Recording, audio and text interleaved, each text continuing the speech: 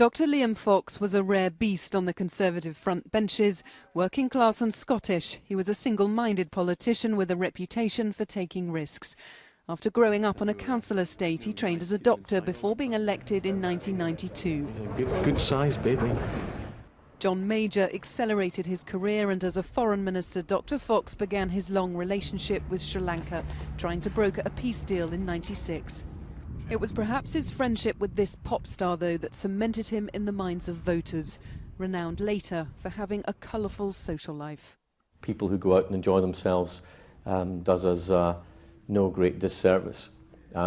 People can't have it both ways. They can't say MPs are out of touch and then complain when we do what everyone else does.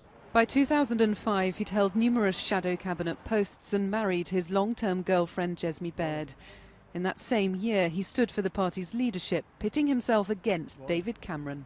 I intend to stand as a candidate for the Conservative leadership. As you'll notice this morning, we have no razzmatazz, no glitzy big launch for you.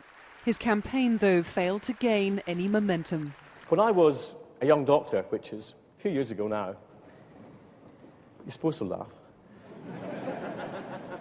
Doubts, too, over his leanings to the right pushed him into third, ending his hope of leading the party, but not of landing a top cabinet position.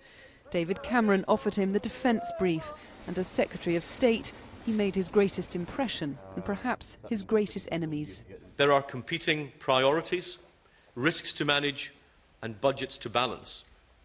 We must act ruthlessly and without sentiment. Dr. Fox is credited with solving overspending at the Ministry of Defence, but was heavily criticised for rushing the Strategic Defence Review and axing thousands of posts. I am confident that when people within Defence review the recommendations, they will recognise this work not as a criticism, but a constructive critique of a department in need of reform. Tensions with the Prime Minister have been well documented, thanks to numerous leaks and reports he was frozen out of talks on Libya.